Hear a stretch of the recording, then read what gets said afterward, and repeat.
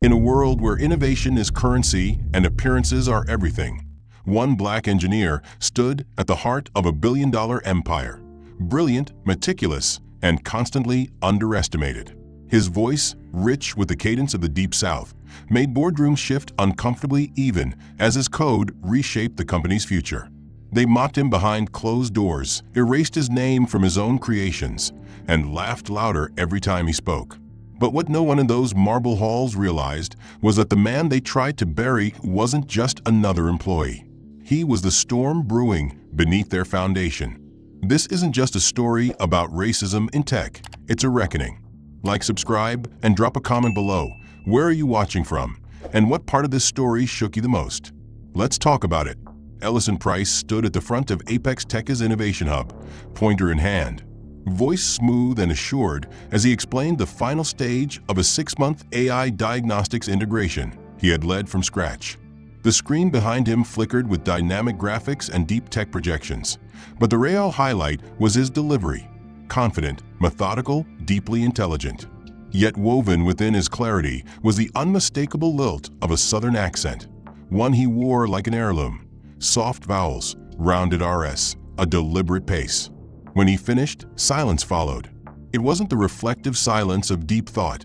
It was the awkward, pointed pause of people waiting for a cue. That cue came from Carson Treadwell, Apex's powerful VP of Strategy, who leaned back in his leather chair grinning. "Well, hell," he said, drawing out the syllables like molasses. "Didn't know we were hosting TED Talks from Sweet Home, Alabama." Laughter cracked the silence. Not full laughter, but knowing snickers, exchanged glances, smirks that spread like a virus. "Y'all think them algorithms fixin' to do some real smart stuff, huh?" Carson continued, voice loud, performative, saturated in mockery. Someone muttered Jesus under their breath, but it wasn't in protest. It was amusement. Ellison froze. Just a moment. But that moment was enough. Enough to sear the humiliation into his chest. He cleared his throat and nodded. "If there are no questions, I'll let the data speak for itself." He turned, walked to the end of the table, and sat quietly. The meeting resumed, but the damage lingered. Carson, ever the office showman, took his impersonation a step further after the meeting. He had the call recording, which he clipped to highlight Ellison's closing remarks. He paired it with his exaggerated voiceover. "We gone crunch them numbers right nice now, you hear?" Then he uploaded it to a private Slack thread called Monday Funnies. Executives and mid-tier managers flooded it with laughing emojis and memes. One even added a cartoon of a banjo with the caption "Ellison's algorithmic hoedown." By Wednesday, Ellison still hadn't seen it. He continued working, unaware that while he solved code regressions and optimized performance flows, his voice, his identity, had become a punchline. Carson wasn't done. During Thursday's cross-functional sync, he paused mid-sentence, turned to Ellison and asked, "Hey partner, mind re-explaining them predictive models again? Love that down-home wisdom." Ellison's jaw tensed. He looked up, met Carson's eyes, then simply said, "The documents were distributed yesterday. It's all in there." His tone was neutral, firm, controlled. The room shifted uncomfortably, but no one said anything. Afterward, in the elevator, Carson leaned in beside him. "Don't take it personal, man. Just bustin' chops. You know team culture." Ellison didn't answer. That night, alone in his apartment, he sat at his dining table, untouched dinner beside him, laptop open to performance logs. But his eyes weren't reading. They were fixed on nothing.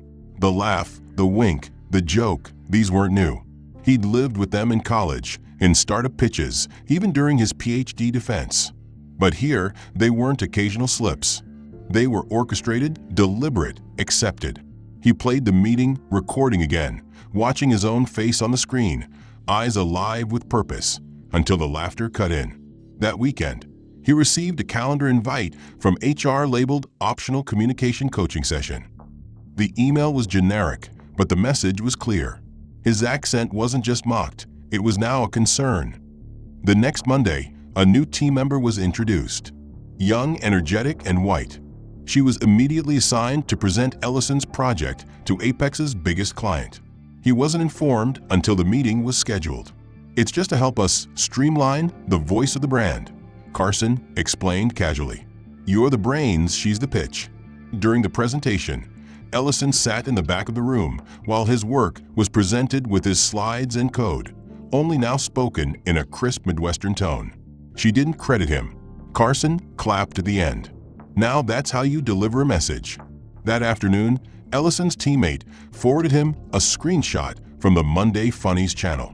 It was a meme, Ellison's face photoshopped onto a minstrel show body, next to a whiteboard that read fixing code since 1865. He stared at it for 5 whole minutes. He didn't move. Then he saved the image, closed his browser, and opened a secure folder on his hard drive titled for later. The days grew colder. His inbox filled with invitations to non-essential trainings. His name was slowly removed from shared docs. A team feedback survey noted that some communication styles create discomfort in global settings. By now, Ellison had stopped trying to correct anyone. He knew the truth wouldn't help. People didn't want resolution. They wanted conformity, silence, control. Carson, emboldened, turned Ellison into office comedy fuel. Every Friday, he'd do a new impersonation in the break room, drawing laughter from employees too afraid or too indifferent to stop him. "We gone code up some JavaScript with a sweet tea and a biscuit, ain't we, Ellison?" he shouted once across the room. Ellison, seated quietly by the fridge, looked up and simply said, "You're mistaking cruelty for charisma." The room fell silent. Carson scoffed. The summit program now listed Jenna Ashcroft, a mid-level project manager with limited experience, as the primary presenter for the AI diagnostics panel he had architected. The realization settled into his gut like lead. Ellison walked calmly to Carson Treadwell's office, trying not to let the bitter taste of erasure sour his tone. "I noticed I'm not listed on the summit panel," he said, voice even careful. Carson didn't look up from his phone. "Yeah, we decided to go a different route. More relatable face for the brand. You know how it is." Ellison's lips tightened. "I designed the system. The clients attending expect me to lead that session." Carson finally glanced up, smirking. "Relax, E. You're still in the deck, just not up front. Don't make a thing." That afternoon, Jenna stopped by his cubicle, fidgeting nervously. "Hey, I just wanted to say I'm honored to present your work. I didn't know you weren't included until this morning." Ellison looked up slowly. "You'll do fine. Just make sure you understand how the back-end neural routing works, or you'll lose them by slide 5. She nodded, eyes filled with guilt she didn't know what to do with, then left. 2 days later, Ellison sat at his desk when a company-wide internal memo landed in everyone's inbox. The subject read, "Apex Voice, Strengthening Communication for Global Impact." He opened it, already suspecting what lay inside. The memo outlined a new corporate communication initiative to ensure all Apex representatives could articulate technical complexity with clarity across diverse markets. Buried in paragraph 3 was the phrase, "Addressing potential accent bias and auditory clarity concerns to support brand coherence." He read it twice. It didn't name him. It didn't have to. Everyone knew. Within an hour, someone from HR forwarded him an optional sign-up form for a speech refinement and messaging excellence workshop. Optional, but with strongly worded encouragement. In the break room later that day, 2 engineers from DevOps chuckled over their coffees. "Next thing you know, we'll all have to sound like Siri," one said. The other laughed. "I just hope they don't make us code and drawl." Ellison passed them without a word. At the weekly team huddle, his name was skipped during updates. When he gently interjected to provide the current integration progress, Carson cut him off. "Thanks, E. But we're streamlining updates for the client-facing folks only this round." Ellison looked around the room, but no one met his gaze. In every meeting since, he sat quieter, speaking only when necessary. When he did speak, his tone was flat, stripped of cadence. He edited himself with every breath, every syllable, conscious now that even his voice was being held against him. Later that week, he overheard a conversation in the corridor near the elevators. 2 junior managers, not realizing he was within earshot, discussed him openly. "I mean, he's brilliant, but they're not wrong," one said. That accent's like NPR meets Dukes of Hazzard. The other laughed. Yeah, he sounds like he codes from a front porch swing. Ellison stood around the corner, eyes closed, jaw locked. That night, he updated the folder on his hard drive. New entries, HR memo, workshop invite, overheard comments, Slack screenshots forwarded anonymously by a sympathetic colleague. Each item added to a timeline. Each entry dated, timed, stored. On Friday, Ellison received his quarterly feedback review. It was vague, filled with empty corporate language. One line stood out. Ellison is technically excellent, but may benefit from aligning his interpersonal communication style with Apex's evolving brand narrative. The meaning was clear. The message, change your voice or lose your value. That evening, he went to the summit as a guest. In the crowd, he watched Jenna speak on stage using his words, his logic, his structure. She stumbled through the live Q&A, unable to answer a question on the system's feedback loop, a mechanism Ellison had coded by hand over 3 sleepless weeks. The client, visibly unimpressed, nodded politely. The applause at the end was thin. Carson didn't seem to care. Afterward, Ellison stepped outside, standing beneath the building's blue-lit logo. Rain had started to fall, light and cold. He didn't bother pulling up his hood. Across the street, a giant billboard advertised Apex's future. Bright, bold letters proclaiming voices that shape tomorrow. He let the irony settle, deep and bitter. When he returned to the office the next week, his desk had been moved. Not relocated, reassigned. His projects had been transferred to another lead, and he was now placed under data audit support. The title was a demotion in everything but name. He stared at the new desk, smaller, isolated, facing a wall. There was no explanation, just a calendar update and a silent, hollow shuffle from the rest of the floor. Someone had placed a printed flyer from the communication workshop on his new desk. But 3 days ago, he had received a calendar invite from the executive office. No explanation, no agenda, just a slot labeled System Diagnostics Demo Ellison Price. When he asked about it, Carson himself had breezed by his desk, slapping his shoulder as he passed. Back in the saddle. Huh? Don't joke. That had been the extent of his briefing.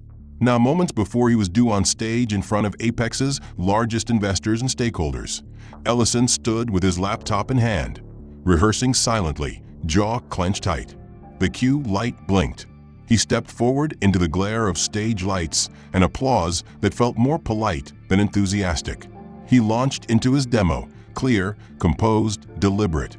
His voice, though still marked by the rhythm of his upbringing, was calm and professional. He explained the AI diagnostic response tree, the optimization speeds, the unique feedback loop resiliency he had coded personally. For a few minutes, the audience listened, engaged. Then Carson interrupted. He was seated on stage left with other execs, supposedly as a panelist. He leaned into his mic, laughing mid-sentence. Hey Ellison, you mind saying predictive model integration again? I just love the way it rolls out like sweet tea. A few people in the audience chuckled. Ellison froze. His grip on the remote tightened. He responded evenly. Predictive model integration is the core of the engine's adaptive logic. Carson wasn't done. I'm just saying, man, you're making machine learning sound like a gospel sermon. All we need now is a choir. Laughter came again, stronger this time. The CTO shifted in his chair, but said nothing. Ellison pressed forward, voice like steel now, but it was too late. The damage had been done.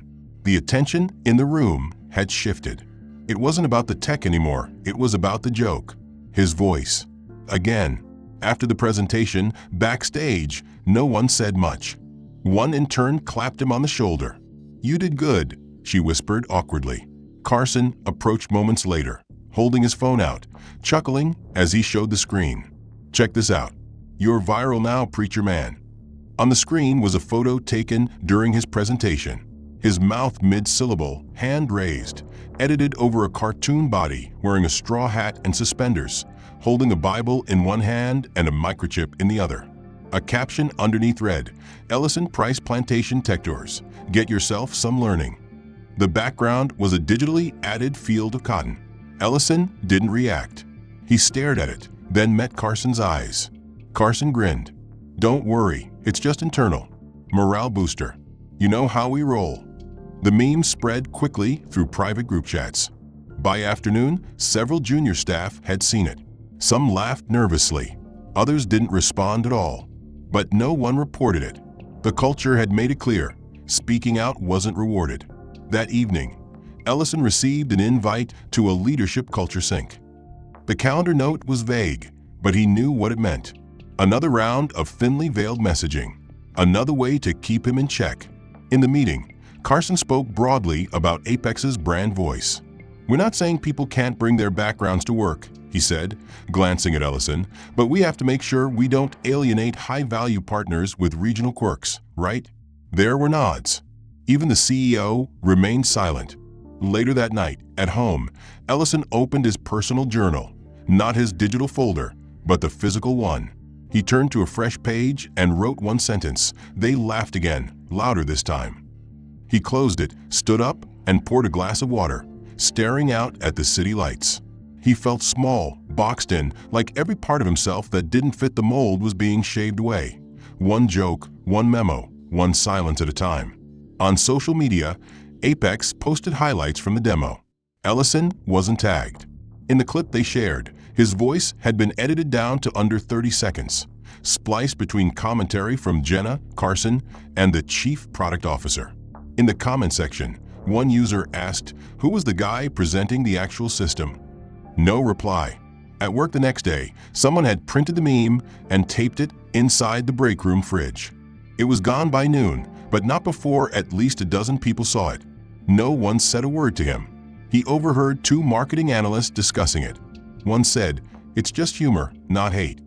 The other replied, "Still, man's got to be dying inside." He was.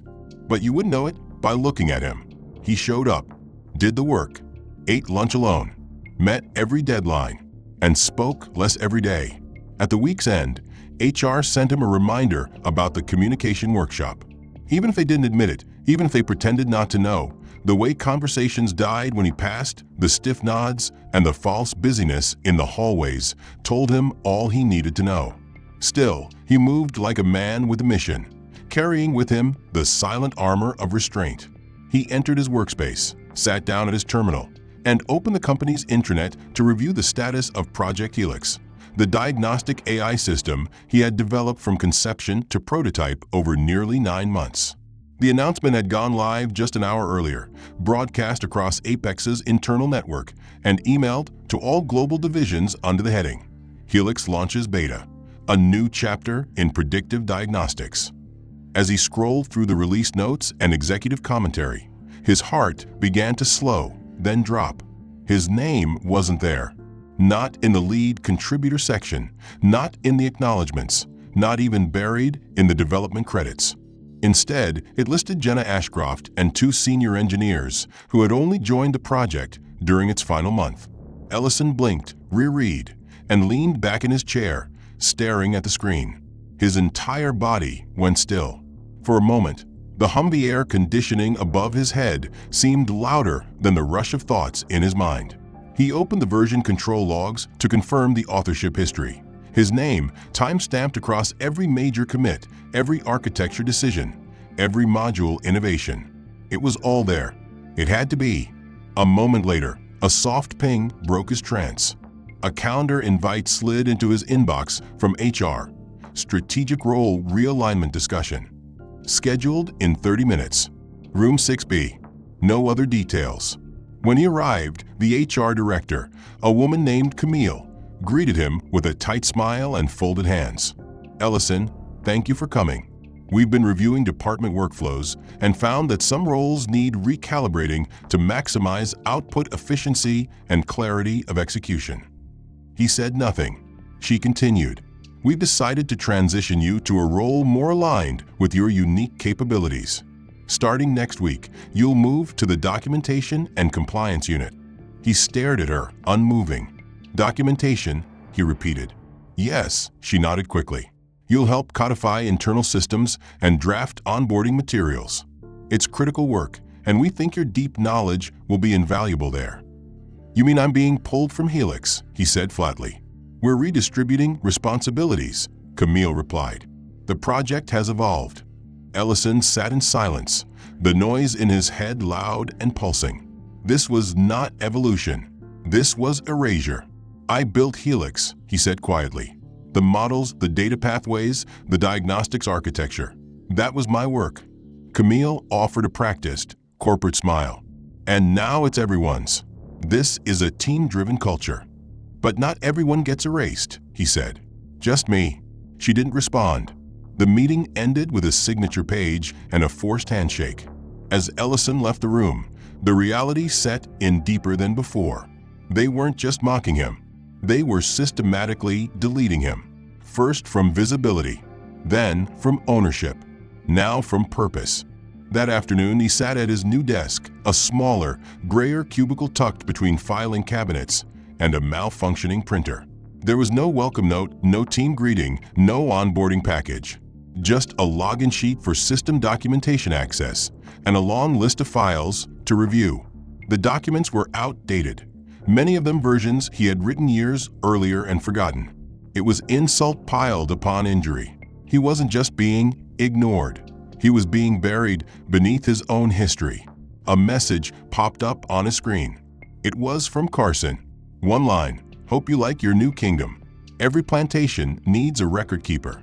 Ellison didn't reply. He simply added the message to his log, updated the timeline, and encrypted the file. That night, "Dorian, you sent him a screenshot." The executive Slack chat had lit up again. This time, it was Carson's new running joke, Ellison the scribe. He'd photoshopped an image of Ellison dressed like a biblical prophet, holding a stone tablet labeled Code of Conduct. The caption: "When you can't preach it, you might as well write it." More laughing emojis. More silence from leadership. Ellison scrolled through the chat with eyes like stone. It wasn't the meme that broke him. It was the pattern. Every time he showed brilliance, they mocked it. Every time he tried to rise, they pulled him back. And now, when they couldn't discredit the work, they stole it outright and tossed him into a corner to fade away. But Ellison wasn't fading. He was observing, collecting, preparing. The next morning, he received a team-wide update listing new project leads for Helix's next phase. Carson had added a line: "Let's give a round of applause to the folks doing the real work." No mention of Ellison. No acknowledgement of what had come before. He clicked reply, started to type, then stopped. Instead, he copied the message, logged it, encrypted it, and moved on. Later, a compliance auditor from Cornetics, Apex's external partner, stopped by to ask about legacy system transitions. She was polite, professional, unaware of the full context. As they spoke, Ellison gave her a brief, thorough rundown. At the end, she tilted her head and asked, "Wait, didn't you design most of this?" Executives were dressed like celebrities. Interns wore corporate-branded lanyards like badges of honor, and the lobby was transformed with blue lighting and towering LED screens displaying looping footage of Apex's innovation in action. Ellison, now relegated to documentation, had no role in the event. He wasn't invited to speak, wasn't on the program, and wasn't listed in any of the circulated award nominations. Still, he attended, quietly sitting near the back in a folding chair, eyes fixed on the stage. The team he once led was now front and center, hailed for launching Project Helix, their names called out one by one with thunderous applause and practiced gratitude. Jenna Ashcroft stood beaming in a new blazer as she accepted the Technical Trailblazer Award. Carson stood beside her at the podium, holding the microphone like a stand-up comic. He was clearly in rare form, throwing out jokes, teasing other execs, and commanding the room like he owned it. "Let's hear it again for Jenna and the Helix crew," he shouted. "Changing the face of diagnostics, y'all." The crowd cheered. Then he paused, glancing around theatrically. "Although," he added, his voice dropping into a twang, "maybe next quarter, Ellison Price can teach us all how to drawl our way to innovation." Laughter exploded. It was louder than anything else said that night. Ellison sat frozen, staring at the stage. A spotlight passed over the crowd and brushed his face briefly, revealing a tight, expressionless jaw and eyes that refused to blink. No one looked at him. No one stopped laughing. Carson continued, tossing the mic between his hands, pleased with himself. I mean, we gotta find more talent from the backwoods if that's where genius lives. Am I right? More laughter, less controlled now, some of it genuine, some of it nervous, but all of it damaging. Ellison stood up slowly and left the room. He didn't slam the door. He didn't say a word. He walked with careful control through the halls of Apex Tech, passing glass offices filled with people pretending not to have seen. He turned down a maintenance corridor, opened a stairwell door, and finally, when he knew no one else was near, he sat down on the third step and let go. His hands trembled. His shoulders shook. He didn't sob loudly, didn't cry like a child. He broke like a man who had held himself too tightly for too long. His face dropped into his palms, elbows resting on his knees, breath stuttering between clenched teeth. He tried to stop it, tried to contain the eruption that had been building for weeks, months, but the betrayal, the erasure, the jokes, the stolen credit, and now public mockery in front of the entire company. It cracked him open. Unbeknownst to him, a junior UX designer named Marla had turned into the stairwell moments after him. She had seen Carson's comments, seen Ellison stand up and walk out, and out of concern, followed to check on him. She stopped in the doorway, surprised to see him sitting there, breaking down. Without thinking, she pulled out her phone, not to be cruel but instinctively, capturing what she saw as a deeply human moment. She never meant to share it, but after 2 days of indecision and guilt, she forwarded the clip to HR anonymously with a note. "This is what you're doing to your best people." The clip leaked within hours. It was only 20 seconds long, just enough to show Ellison sitting on the stairs, hands covering his face, shoulders moving with quiet, controlled sobs. But it hit the company like a detonation. Within 24 hours, it had circulated through multiple internal Slack channels, was texted between employees, whispered about in conference calls, and seen by nearly everyone at corporate. People didn't mock it. They didn't laugh. They didn't joke. Because it wasn't funny. It was raw. It was painful. It was undeniable. For many, it was the first time they saw Ellison as more than the accent, the coder, or the punchline. They saw him as a man, brilliant, exhausted, hurt beyond words. A few reached out to him, tentatively. "Dorian, you sent him a message. I saw the video. I'm sorry. They went too far." Another engineer he didn't know emailed, "We owe you more than silence. If you need anything, I'm here." But nothing changed at the top. No executive apology. No formal HR response. Not even a statement about employee wellness. Carson, however, grew noticeably quieter. He didn't joke in meetings that week. He didn't send any more memes. But he also didn't apologize. Instead, he kept his distance, as if nothing had happened. Ellison returned to work on Thursday. He said nothing about the clip. He didn't mention the video, didn't react to the stares or the few murmured words of support. He just logged in, opened his encrypted logbook, and documented everything. The award ceremony, the exact quote Carson had said, the laughter, the moment he left, the stairwell, the time of day, the emails he received afterward, even the silence from leadership. The laughter around Carson's jokes dulled. Conversations quieted when Ellison walked by. No one mocked him out loud anymore, not because they had learned, but because they now feared being seen. Fear, however, was not change, and the culture of Apex remained unshaken at the top. Until one morning, a seemingly innocuous event fractured that illusion. It happened in the executive lounge, a plush, glass-walled suite on the 30th floor, reserved for Apex's most senior leaders. CEO Catherine Mercer had arrived earlier than usual, a habit she developed when trying to escape the performative small talk of her mid-morning schedule. She was in the lounge, reviewing quarterly financials, when the door opened and in walked Carson Treadwell with 2 other VPs, laughing loudly and oblivious to her presence in the far corner behind a divider. Carson was mid-sentence, already launching into one of his familiar routines. So get this, Ellison sits there in his little documentation cave, right, all sad and righteous, like he's writing the Bible in Southern. One of the VPs chuckled nervously. "Come on, man," the other said. But Carson kept going, voice rising in mock drama. Y'all ready for some optimization salvation? We fixin' to code up some redemption. Bless your predictive hearts." They burst into louder laughter now, the kind that came easily to people convinced there were no consequences. Catherine stood silently behind the partition, her coffee now forgotten. Her face, normally composed and unreadable, twitched slightly at the corner of her mouth. She didn't move. She just listened. Carson continued, undeterred. "Honestly, if we could just replace him with a soundboard and a cowboy hat, we'd hit our diversity quota and keep the investors happy." That was the last thing he said before Catherine stepped out from behind the divider. The laughter died instantly. The air sucked out of the room in a breathless vacuum. Carson's face paled. The others straightened. "Morning," Catherine said flatly, her tone devoid of warmth. "Didn't know we were hosting a comedy set. Shall I call the investors in for the matinee?" No one responded. Catherine looked directly at Carson. "My office." Now, the next 3 hours passed in silence for most of the company, but not for Carson, whose private meeting with Catherine was described later by an assistant as the longest, coldest conversation ever held in Apex.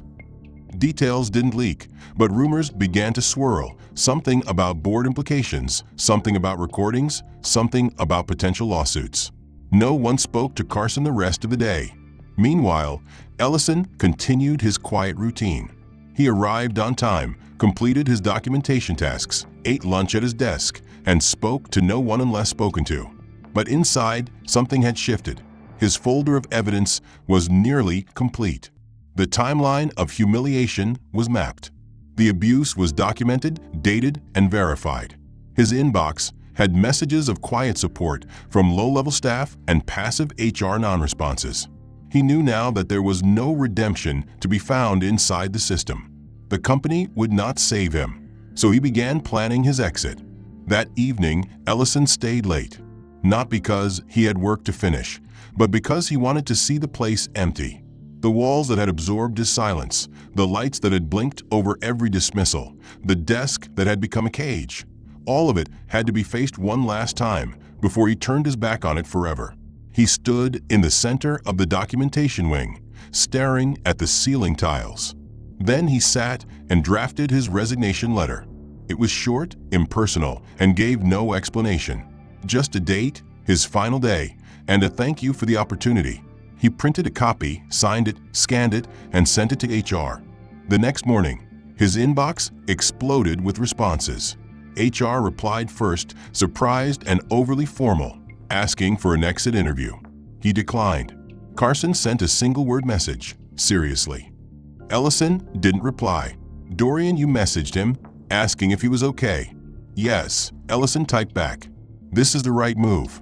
Jenna sent a longer message. "I'm sorry. I never meant to take credit for your work. I just didn't know how to stop it." Ellison didn't reply to her either. He packed his belongings into a single bag. No boxes, no ceremony, just a quiet removal of the few personal effects he had, an old framed photo of his mother, a coffee mug from his grad school lab, and the journal he had filled with a handwritten version of his ordeal. On his final day, he passed the Helix team gathered in celebration of a new partnership with Cornetics. Executives muttered about fallout, managers speculated about the CEO's recent cold demeanor, and Carson Treadwell, once the most visible personality at Apex, grew notably absent from public appearances. Meanwhile, preparations surged forward for one of the most anticipated events of the year, the Global Intelligence Symposium, a premier international tech conference streamed live to millions, where Apex Tech was expected to finalize and unveil its historic partnership with Cornetics, the AI analytics giant from Atlanta whose neural engine infrastructure had outpaced most of Silicon Valley's major players. The venue buzzed with elite energy, filled with CEOs, engineers, journalists, and venture capitalists angling for access, seats, and a glimpse at the future of machine cognition. The event's promotional materials featured Apex's logo side by side with Cornetics's, promising a game-changing announcement that would alter the AI landscape for years to come. Carson Treadwell stood near the front of the main auditorium wearing a tailored navy suit, still performing, still smiling, but his eyes flicked nervously toward the press table and VIP rows. He had been given no rehearsal for this joint announcement, no talking points, just a curt message from CEO Catherine Mercer telling him to be in attendance. Something about the tone had unsettled him, but he shoved the feeling aside. Apex had always delivered its best when in the spotlight. On the massive screen above the stage, the opening montage played, a dramatic visual sweep of humanity and technology converging, ending with the tagline, "We don't just predict the future, we build it." The lights dimmed, the crowd hushed, and the host, a sleek, practiced woman from TechBeat Media, took the stage. "Ladies and gentlemen, welcome to the defining moment in cognitive systems development. Please give a warm welcome to the visionary leader driving today's historic alliance." Carson braced himself, adjusting his blazer. Then the name hit him like a hammer. Please welcome Ellison Price, co-founder and majority stakeholder of Cornetics. The room erupted into applause as a tall, composed figure stepped into the light. Ellison walked calmly onto the stage, dressed in a dark, fitted suit, every movement smooth, deliberate, and electric with poise. The applause swelled, but in the crowd, Carson stood frozen. His smile disappeared. The color drained from his face. It couldn't be, but it was. Ellison approached the podium and paused, his gaze scanning the crowd until it found Carson in the second row. Their eyes locked, and Carson, for the first time in a long time, looked afraid. Ellison spoke, voice calm and steady, his southern cadence now sounding like thunder in slow motion. "When I co-founded Cornetics, it was with a simple belief. Intelligence is more than data. It's the ability to listen, adapt, and act with integrity." He let the words hang in the air, and then, with surgical precision, turned directly toward Carson. "I know what it's like to be underestimated, to be heard but not listened to be mocked for what makes you different, and to be told over and over again that your voice doesn't belong." The room was silent. A different kind of silence now, not awkward, not waiting for jokes, but rapt, focused, and beginning to realize the gravity of the moment. "Cornetics didn't grow because we played by those rules," Ellison continued. "We grew because we refused to conform to a model that said your background must match your badge to be considered valuable. We grew because people with accents, with roots, with culture were given space to lead." Carson sank into his chair. He looked like a man watching his own empire crack apart beneath his feet. Ellison gestured toward the screen behind him, which now displayed a list of Cornetics' core initiatives: algorithmic fairness, linguistic diversity inclusion, voice-authenticated security, and regional dialect modeling in AI. "We have engineered systems that understand and respect the full spectrum of human expression," he said. "Because in the real world, the future won't be dictated by one voice. It will be built by many." Then, with unshakable calm, Ellison delivered the final stroke. "Before we proceed with today's announcement, I'd like to clarify something important. Over the last several months, Cornetics has been conducting a cultural due diligence audit of Apex Tech, led by our internal equity division and supported by anonymous employee reports, communication audits, and private interviews." Carson's mouth opened slightly. He turned to the CEO, but Catherine Mercer didn't meet his eyes.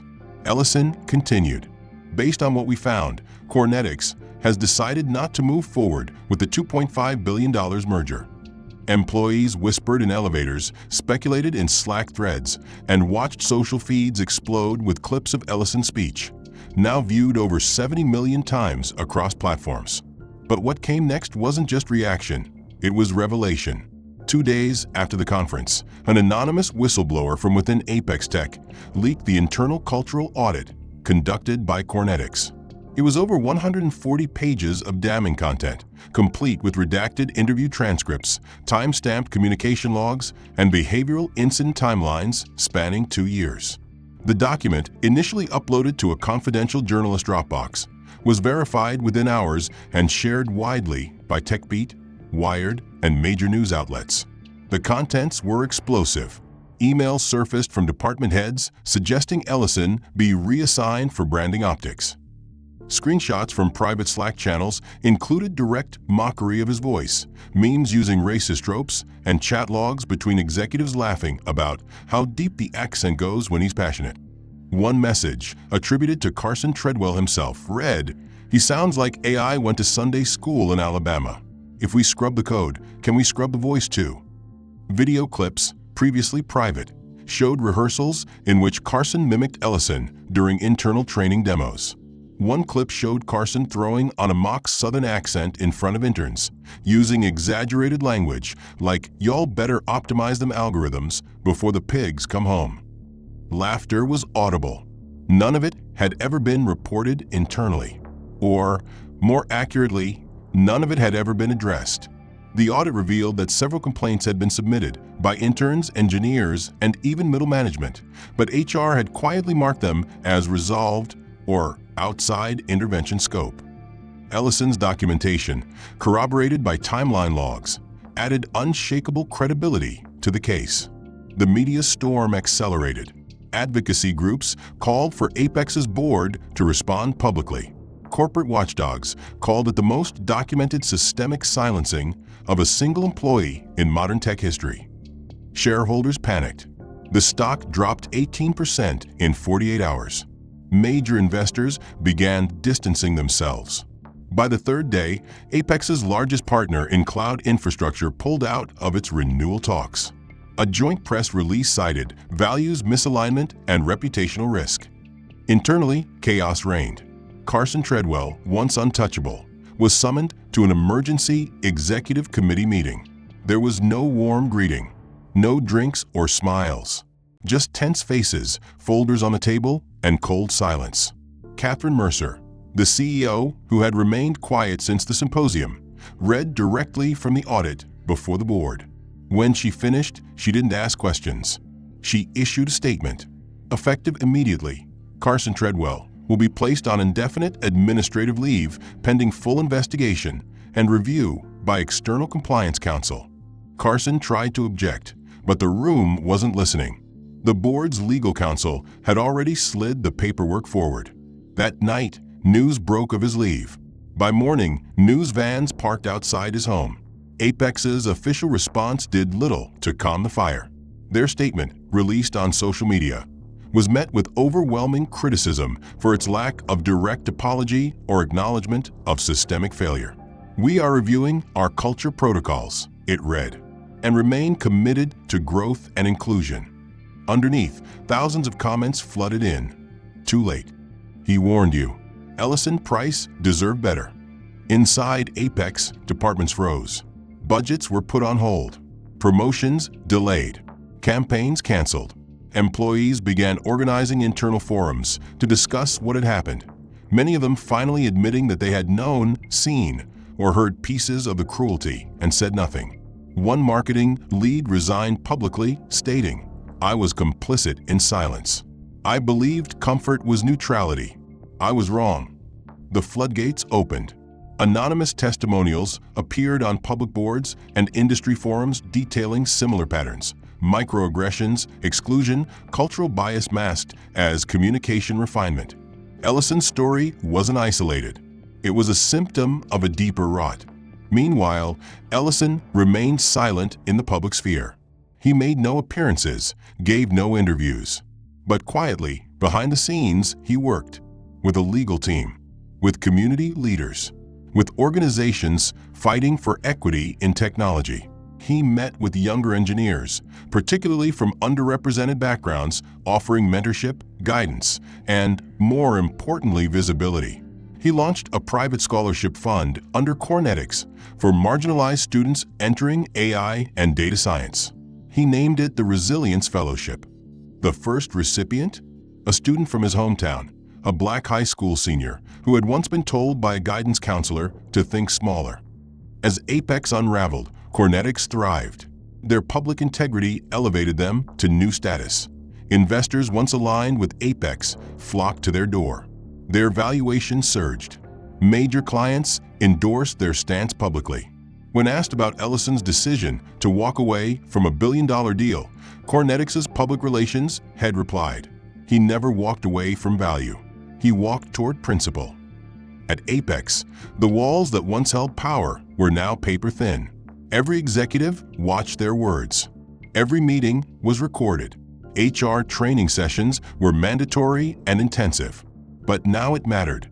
The board had met behind closed doors late into the night, reviewing not just a cultural audit, but also new evidence uncovered in the wake of public outcry, video footage from internal presentations, private Slack message archives recovered from compliance audits, even audio from a company retreat 2 years prior, where Carson had entertained drunk executives with a parody routine titled Southern Syntax, mocking Ellison's voice in front of a roaring bonfire crowd.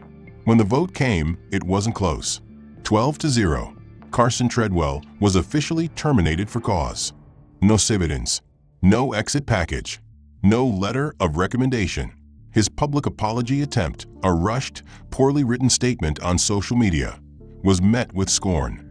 "I was trying to be humorous, not harmful," it read. "If my actions hurt anyone, I am deeply sorry." The comments were swift and merciless. You weren't joking. You were performing cruelty. Too little, too late, too transparent. Meanwhile, national media picked up the story in full. Late-night shows aired segments dissecting the case, showing clips of Carson's behavior juxtaposed with Ellison's calm, poised speech at the symposium. Networks ran pieces titled Text-Voice Problem and The Accent of Accountability. Civil rights attorneys weighed in on panels, calling the case the clearest and most documented example of professional racial bias in modern corporate history. But the most devastating blow came from within Apex itself. Just 5 days after Carson's termination, a class action lawsuit was filed against Apex Tech by 14 former employees, 7 of whom had previously submitted internal complaints about discrimination, retaliation, and exclusion. Their case leaned heavily on the timeline Ellison had compiled. His meticulous records, email chains, Slack screenshots, calendar invites, and meeting recordings were now legal exhibits, forming the backbone of what would become a defining moment in corporate law. In the filing, Ellison was named not as a plaintiff, but as the whistleblower whose documentation had made the case undeniable. The lawsuit accused Apex of fostering a culture that rewarded conformity and punished authenticity, where accents became liabilities and silence became survival. Media outlets dubbed it the Apex Files. Public support for the plaintiffs surged. High-profile attorneys offered pro bono assistance. Labor unions expressed solidarity. The Equal Employment Opportunity Commission opened an inquiry into Apex Tech's hiring and promotion practices. Internally, Catherine Mercer convened emergency town halls with every department. Her demeanor was different now, not just grave, but exhausted. She stood before employees with no notes, no rehearsed lines. "We failed you," she said simply. "We allowed a culture to grow that punished difference and protected cruelty. I own that, and I will not defend it." But not everyone was willing to stay. Hundreds of employees submitted resignations over the next 2 weeks, some in quiet protest, others unwilling to remain in a company whose values they now questioned. Investor confidence remained low. Apex's stock continued to fall. Partnerships dissolved. What had once been a titan of innovation now stood as a cautionary tale of what happens when brilliance is buried under bias. Carson, now isolated, was last seen leaving his penthouse under a shroud of tabloid attention. One former colleague described him as a ghost, haunted by the fact that the person he tried to humiliate is now the face of a movement. Ellison, for his part, remained publicly silent. He gave no interviews, refused talk show appearances, and declined multiple profile pieces. Instead, he continued building. Cornetics expanded its mentorship division, launched a new public-facing dashboard tracking AI ethics benchmarks across major firms, and collaborated with universities to introduce curriculum on equity in computational linguistics. But within those circles, everyone knew who had ignited the reckoning. His name was spoken not as a martyr, but as a model, a man who chose evidence over vengeance, silence over spectacle, and action over applause.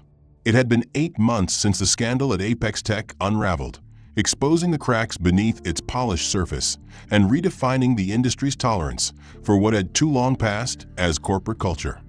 The trial was still pending, but the verdict in the court of public opinion had already been delivered. Ellison Price had become a symbol of courage, quiet, steady, unwavering. His face never graced magazine covers by choice, but his ideas transformed how companies addressed cultural inclusivity, especially in artificial intelligence. His research now guided policy at global firms and think tanks. Meanwhile, the man once known for commanding boardrooms and back-channeling through charisma now moved unseen through crowded sidewalks. Carson Treadwell, stripped of title, status, and access, had sold his apartment and moved into a modest rental in a neighborhood that didn't know or care who he had once been. There were no speaking engagements, no interviews, and no corporate redemption arcs waiting for him. No one returned his calls, and the few who did answered with clipped silence or professional refusal. His reputation, once his currency, had turned into a debt he couldn't repay. At first, Carson tried to rebuild in silence. He read, he walked, he volunteered for cleanup crews and food banks, not out of altruism, but because it helped distract him from the echo of his own fall. But nothing filled the space he had hollowed out inside himself through years of ego, cruelty, and willful blindness. Then one rainy afternoon, bored and restless, Carson wandered into a local community tech center looking for something to do. A flyer posted in the window read, "Code the Future, empowering young innovators from underserved backgrounds." The receptionist glanced up, wary at first, but when he asked if they needed volunteers, she nodded. "We always do," she said, "but you'll be helping, not leading." He agreed without hesitation. For weeks, he arrived early, stayed late, and never mentioned his past. He helped students debug code, carried old monitors, refilled printer paper, and swept the floors. Slowly, the staff warmed to him, drawn not by charm but consistency. One evening, during a quiet break between workshops, a teenage girl named Brielle approached him with a coding question. Her problem was simple, her logic elegant. As they fixed the loop together, she said, "You kinda sound like the guy from the Ellison Price video." "That was wild, huh?" Carson didn't flinch. "It was," he replied. "Do you follow him?" She smiled. "He's the reason I applied here. I saw that speech. My uncle used to laugh at my voice when I got excited about code. Said no one in tech would take me seriously." She paused. "But Ellison sounded like my family. He made it cool to be me." Carson didn't speak. Couldn't. That night, he sat in his small apartment staring at the ceiling. Her words replayed again and again. "He made it cool to be me." Something shifted then. Something heavier than regret. Something like reckoning without defense. He began writing, not online, not for show. Just a letter. A real one. With ink and effort. It took days to finish. The handwriting wasn't elegant, but the words were clear, deliberate, and raw. In it, Carson wrote of how arrogance had disguised itself as charm, how cruelty had worn the face of humor, and how blindness had once felt like confidence. "I used your voice like a prop," he wrote, "and then I tried to silence it. I told myself you'd be fine because you were strong. But it was never about your strength. It was about the space you weren't allowed to occupy. And I was the one closing the door." He ended it with no request, no offer, just the truth. "I don't expect forgiveness, but I needed you to hear me say that I finally see what I was." He mailed the letter with no return address, unsure if it would be received, much less answered. Weeks passed, then months. He kept volunteering, not for redemption now, but because the work grounded him. He mentored quietly. He learned patience. And every time he overheard a young person explaining their idea in their own voice, with their own rhythm, unedited and proud, something in him healed. Then one morning, an envelope arrived. Plain. No logo. Just his name written in careful handwriting. Inside was a single card. On it, Ellison had written 6 words. "Growth is the beginning of justice." No signature. No fleurs. Just a message that cut deeper than any reprimand ever could. Carson held the card in both hands, staring at it for a long time. There were no fireworks, no tears. Just a quiet, lasting weight that settled in his chest. A message not just of forgiveness, but of accountability with a path forward. That same week, a former Apex intern reached out to Ellison through Cornetics. She wanted to start a podcast focused on elevating diverse voices in tech and asked if he would be her first guest. He agreed. During the interview, she asked him what he thought justice looked like. Ellison paused, then said, "Justice isn't revenge. It's recognition. It's when truth is no longer questioned and growth is no longer feared. It's when someone who once silenced a voice learns to listen. That's when the scales begin to balance." The podcast aired to modest numbers, but it went viral among young tech students, educators, and inclusion advocates. One listener wrote, "He didn't just call out the system, he rebuilt it." In time, Cornetics launched a second scholarship. They named it after a phrase Ellison had used in that interview, the Scales Program. Carson never sought the spotlight again, but in every workshop where he encouraged a student to speak confidently, in every session where he helped without judgment, he rebuilt a piece of what he once destroyed. Redemption, he learned, didn't come from asking to be seen. It came from being willing to change when no one was watching. Ellison, for his part, continued to lead quietly. The man who had once been mocked for the cadence of his roots was now a beacon for authenticity in innovation. Not because he shouted louder, but because he never let them change his voice. The end. If you've been moved by Ellison's journey and the powerful message of redemption, justice, and growth, don't forget to like and subscribe for more cinematic, thought-provoking stories. I'd love to hear your thoughts. What did you think of the twists? Which moment hit hardest for you? Drop a comment and let me know where in the world you're watching from. Your support helps bring more stories like this to life. Let's talk about it below.